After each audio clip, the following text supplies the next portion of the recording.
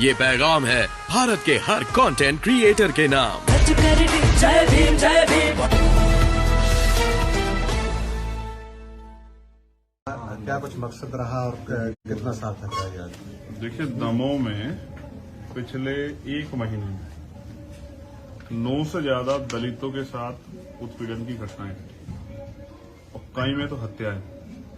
जो 2 बड़े मामले, एक जो है देवरान का जो मामला है, जिसमें 3 लोगों की हत्या की गई, पिता, मां और पुत्र की, वो बहुत दर्दनाक है। मैं उनके परिवार से मिलने और उनका दुख बांटने और उनको ये विश्वास दिलाने कि अगर वो सब लोग भी उनके खिलाफ हो जाएंगे तो हम लोग उनके साथ हैं। मैं उनके परिवार से मिलने गया। जब मैं उनके परिवार से मिला तो मैंने जो जाना वो बहुत डरावना है। वो इतने सीधे लोग हैं कि उनकी जमीन पे कब्जा हुआ, मकान बना लिया गया, उन्होंने कोई उसका विरोध नहीं किया। लेकिन उस दिन उस मानक को गोली मारी गई, उसके पिता को, उसकी मां को, और जब तक वो मरे नहीं तब तक उनकी नब्ज चेक कर करके कुल्हाड़ी से और पत्थर से उनके ऊपर हमला किया गया।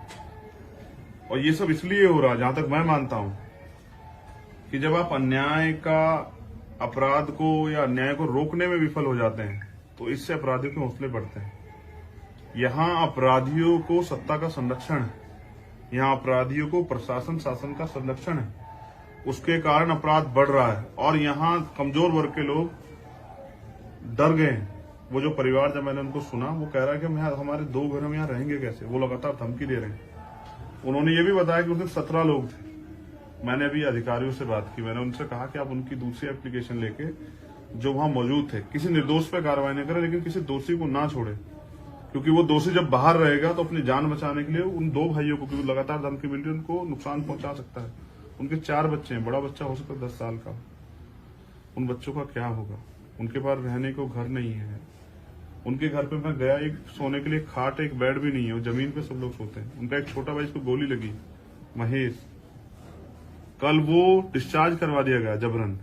उसका जख्म नहीं भरा, उसका जख्म अभी हरा है, उसको जुका तो दर्द है, उस पर लेटने को जगह नहीं, लेकिन जबरन इसलिए डिस्चार्ज करा गया, जिससे कि, क्योंकि मैं वकील होने के नाते जानता हूं, जितने दिन वो यहाँ रहता अस्पताल में, उनका केस मजबूत होता।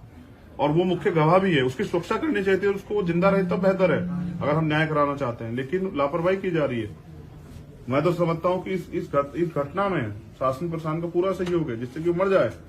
तो मैंने यहाँ जिलाधिकारी जी से और एडिशनल एसपी उनसे ये मांग की है कि उसको आप हॉस्पिटल में भी एडमिट कराओ, और जो डर का माहौल है, जो बचे हुए आरोपी, उनकी गिरफ्तारी कराओ। मुख्य वजह क्या लगता है आपको, क्यों हत्याकांड हुआ है? मैं जब वहां गया और मैंने पूछा पुलिस क्या कह रही है, एसपी क्या ट्वीट कर रहे हैं, मुझे इस पर कोई वो नहीं करना है, क्योंकि वो तो सरकार के इशारे पे पूरी घटना को, क्योंकि ट्रिपल मर्डर है और चौथा भी मर जाता जिसके गोली लगी हुई है, जो बाकी लोगों ने भाग के जान बचाई, वहां बच्चों की भी जान जा सकती थी।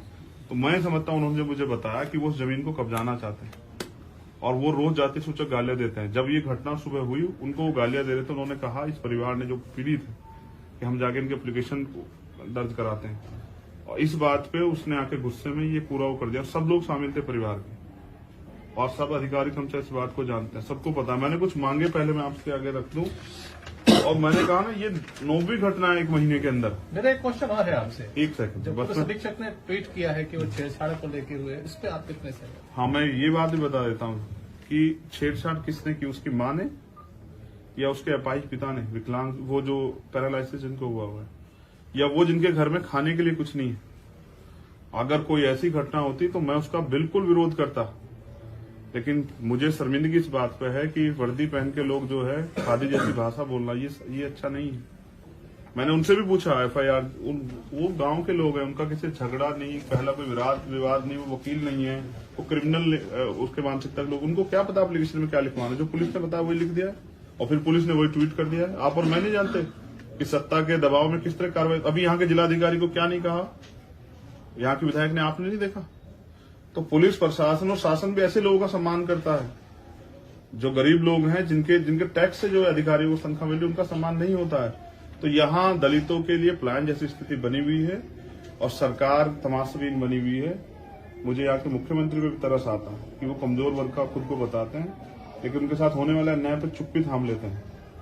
ये डरावना, ये सरकार दलित विरोधी, इसलिए मुझे आना पड़ा कि अभी तक बाकी लोग गिरफ्तार नहीं हुए। तो मेरी कुछ मांगे जो है यहाँ परिवार से हमने बात करके जो रखी हैं, और जो समाज की मांग कि जो बाकी आरोपी हैं उनका एफआईआर में नाम बढ़ा के उनकी तत्काल गिरफ्तारी हो, जिससे कि वो कोई खतरा परिवार को पहुंचा सके। दूसरी, परिवार को 5 करोड़ रुपए की आर्थिक सहायता दी जाए।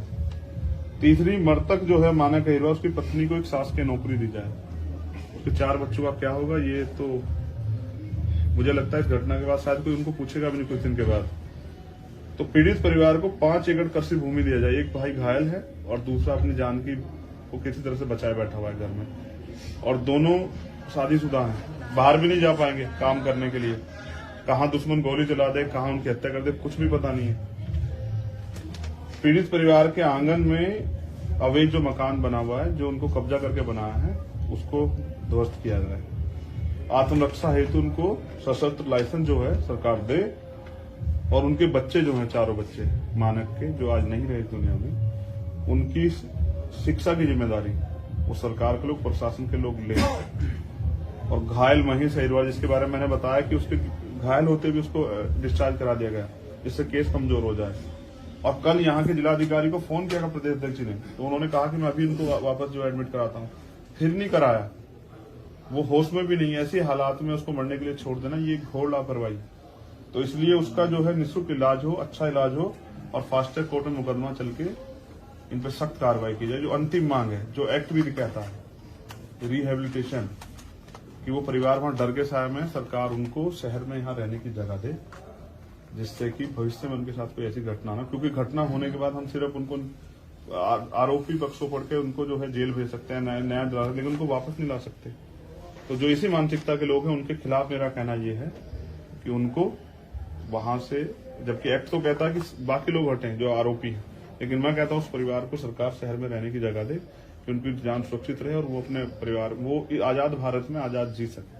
अब आप अपने जिस विधानसभा से एक घटना हुई है, वहां से बीएसपी विधायक राम भाई है, उनके बारे में क्या कहना चाहेंगे? अभी बीएसपी के नेताओं को और उनकी पार्टी के सीनियर नेताओं को सोचना चाहिए कि अगर उनके विधायक ही कमजोर वर्ग के लोगों को सताने का काम करेंगे इन्हीं की वोट लेके, तो लोकतंत्र में इससे बड़ा जो त्रासदी तो कोई नहीं हो सकती कि उन्हीं का वोट लेके उन्हीं का कत्ल कराया जाए और उन्हीं का आरोपियों का संरक्षण बीएसपी के विधायक करें। ये डरावना है। आपने कहा हम 1 महीने में 9 घटनाएं घटी, ऐसी कौन कौन सी प्रमुख घटनाएं हैं इस घटना को छोड़कर? हाँ, मैं बिल्कुल उनका जिक्र कर देता हूँ आपके सामने। 8 अक्टूबर को मेहनत से पढ़ाई करो, 1 साल में हम लोग मेहनत करके इतनी ताकत में चले जाएंगे कि हमारे जरिए ही सरकार बनेगी, तब हम बहनों को रोजगार देंगे सबको। कृपया सुनो,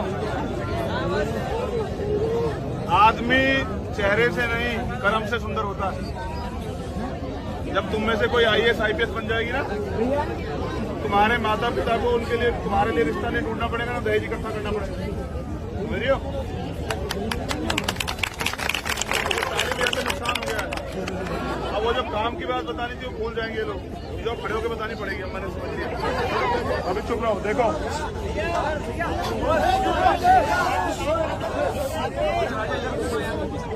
देखो उनके आगे माथा टेक के कुछ पैसे चढ़ा के हम लोग अमीर हो जाएंगे। जो भगवान आपसे पैसे ले रहा है वो आपको पैसे दे सकता है क्या? आप खुद ही सोचो ना, पढ़े लिखे हो आप लोग, पढ़ लिख के क्या फायदा अगर आप तर्क नहीं कर पाते हो? अगर पढ़ लिख के भी आप गुलामी में रहते हो तो फिर क्या फायदा? जब बाबा साहब अम्बेडकर संविधान लाए तभी तो महिलाओं को IAS IPS doctor engineer clerk बनने की आजादी मिली। अगर वो महिलाओं के अधिकारों के लिए नहीं लड़ते, संविधान में उनको अधिकार नहीं देते, तो आपको कौन पूछने देता मंदिरों में? आपने देखा नहीं केरल में महिलाओं को जाने के ऊपर कितना झगड़ा हुआ कि मंदिर में नहीं जा सकती महिलाएं, गर्भगृह में नहीं जा सकती है। मैं आपसे क्या कह रहा हूं, मेरी बात पे गौर करो, धार्मिकता लगा के। आज के आज सबसे ज्यादा दहेज के नाम पे महिलाओं के साथ शोषण होता है, दहेज हत्या, दहेज के नाम पे परिवार प्रताड़ित करता। क्यों करता है पता आपको? समाज में भी यही बात लागू है, क्योंकि वो उनके पास रोजगार। अच्छा सोचो, जो बेटी आईएएस आईपीएस है, वकील है, जज है, ये लाठी अगर उठा ली ना तो पतंग बन जाएगी। बहुत सारे लोग जो बोल रहे हैं, समझ रहे हो? बात करने दो।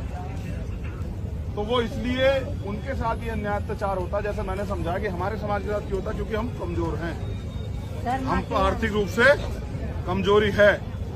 जब वो बहनें बेरोजगार होती हैं, ना वो डॉक्टर होती है, ना इंजीनियर होती है, ना वो क्लर्क होती है, ना वो आईएएस होती, ना आईपीएस होती, ना पुलिस में होती है, ना किसी और विभाग में होती है, तो होता क्या है कि उनको पुरुष प्रधान देश ये समझता है, यहाँ के पुरुषों को बुरा लग जाएगा ये महिला मेरे उस पे है, मेरी दया पे। अगर मैं कुछ ला के दे दूंगा तो ये खा लेगी, मैं जो इसको कपड़े दे दूंगा वो ये पहन लेगी, मैं जो सामान ला के दे दूंगा इसमें गुजारा कर लेगी। उसका अपना कोई जीवन इस देश में नहीं।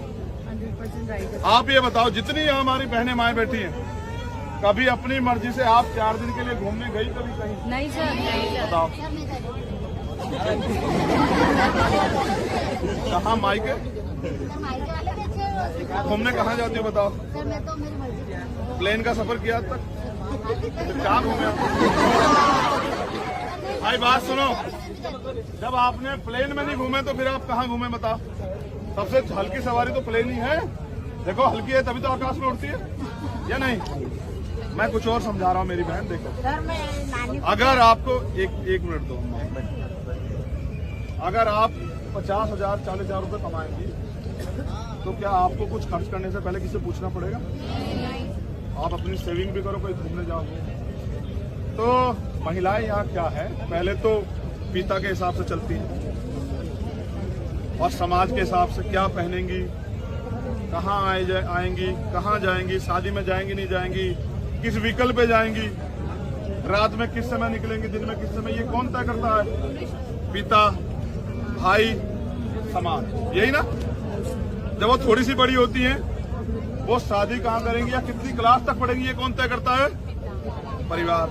ठीक है, जब उनकी शादी हो जाती है, उनके अपने कुछ नहीं है। मैं कह रहा हूँ क्योंकि आप पढ़ी लिखी बहने हैं, सास को बच्चा चाहिए, उसके उस बिटिया के कोई सपने नहीं है तो उसको अब बच्चे की प्रक्रिया पे जाना पड़ेगा। ठीक है, या वो क्या कपड़े पहनेगी अपने ससुराल में, कब आएगी, कब जाएगी, अपने मायके नहीं जाएगी, ये कौन तय करेगा? ससुराल। ठीक है, हमें जो सम्मान से जीना सिखाते हैं वही हमें समानता नहीं देते हैं। ठीक है, फिर उसकी बाकी जिंदगी अपने बच्चों को संभालने में निकल जाती है। जब वो और बूढ़ी हो जाती है तो भी उस पर आजादी नहीं होती, तब वो अपने पोते पोते को संभालने लग जाती है। तो एक महिला इस देश में गुलाम पैदा होती है और गुलाम ही बनती है। इसलिए मैं अपनी बहनों से कह रहा हूँ कि आप आजाद हो जाओ। आपने उड़ के थोड़ा देखा, जैसे मैंने से पूछा, ये कह रही मैं तो घूम लेती हूँ। मैं कह रहा हूँ कि जब आप घूमो, सब अपनी माँ को लेके, अपनी बहनों को लेके प्लेन से जाओ, यहाँ से गोवा जाओ, केरल जाओ, तमिलनाडु जाओ, देखने जाओ बोध गया, जहाँ हमारे महापुरुष वो हुए।